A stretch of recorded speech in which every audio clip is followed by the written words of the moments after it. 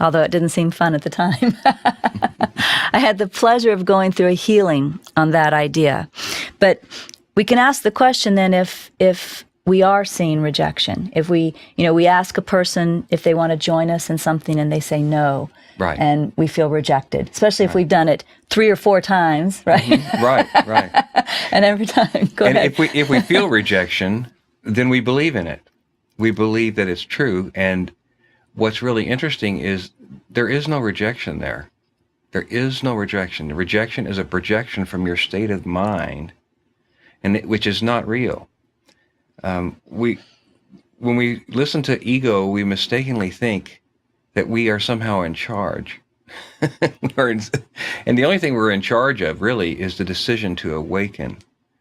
So whatever situation comes in our lives, we can project on it whatever. It's like Regina was saying.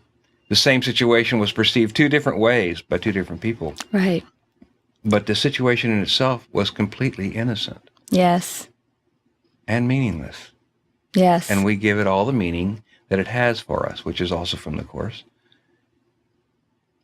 Yeah, and as First Peter says, again, everything that you everything that you see and the way in which you see it, right, is a reflection of your feelings and beliefs about you. Right. So if I am perceiving rejection, then again, like Larry said, that means the belief in rejection is in my mind. Right. But this is also saying that's a feeling or a belief about me. Mm-hmm. Something else that we read in NTI this week, I don't remember if it was yesterday or when, I don't remember where it was. Lose track of time. But we read something that whenever you judge, you reject. And that's true if you think about it, right? Whenever you judge something, you choose one and you reject some the part other. Of it. Right. Yeah. So if I'm believing in rejection, then what that really means is that I am believing in my own power of decision, or we could even call it my own power to separate. You're judging yourself as not worthy. Yeah. So you're saying that, something about me is not quote unquote right. Yeah, that's what Holy Spirit called for me rejectability. He made that up as a word, rejectability. So rejection is highly tied to judgment. And the one that we judge, the only one that we actually judge is ourselves. Because the entire world comes from us. So even if I'm judging you, I'm judging me. Right. It may feel like I'm judging someone else, but I'm not. So as long as I'm judging you, as long as I'm judging a circumstance, a situation in the world, a company, the government, what I'm doing is believing that I'm rejecting things. And if I'm believing that I'm rejecting, well then, somewhere inside of me, I know that the only thing I'm rejecting is myself. And I'm teaching myself over and over and over again that I am highly rejectable. Right. Right? And it gets back to what we were talking about yesterday, is that we are everything. You are everything. And if you are everything and you are deciding to reject part of everything, what are you really doing? You're splitting your mind. You're believing in the split. You're believing that part of yourself is not worthy. So you are judging yourself as not worthy. And the funny thing is, it really is complete illusion, because I could, reject Larry, for example. I could decide I don't like Larry. I don't want Larry in my circle of friends. That's okay. Well, but the truth is, nothing has changed, because all that is God, and God still exists. It's only in your mind anyway. You couldn't reject me if you really wanted to. It's absolute illusion. It's absolute, it's absolute insanity. There's no way that my imagining of rejecting of a part of God can get rid of God in any way, because God is all that is. That's true. So it's just completely made up insanity. But if the belief is in my mind, then I experience the effects. Right.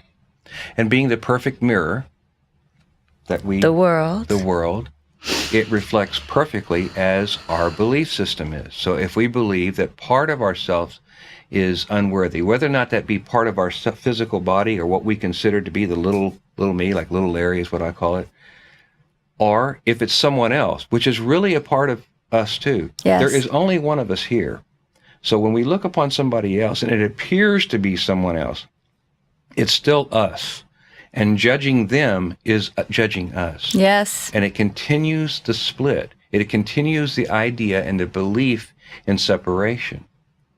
If we are everything, which we are, judgment about any part of everything will continue until we accept, which is the code word for forgiveness, accept everything as it is without judgment.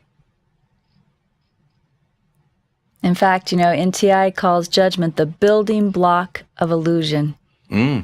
Mm-hmm. Because without the judgment is the thing that slices and dices and makes different parts. Yeah, so it's the building block of illusion. Without judgment, we would see. Absolutely. Yeah. Now, Larry brought his guitar. Yes, I did. And it's staring at me. That's what I feel like. Oh, my goodness. I think it wants to be played. Well, that's just a mirror. No, I think it wants to participate then. It wants to be a part of this.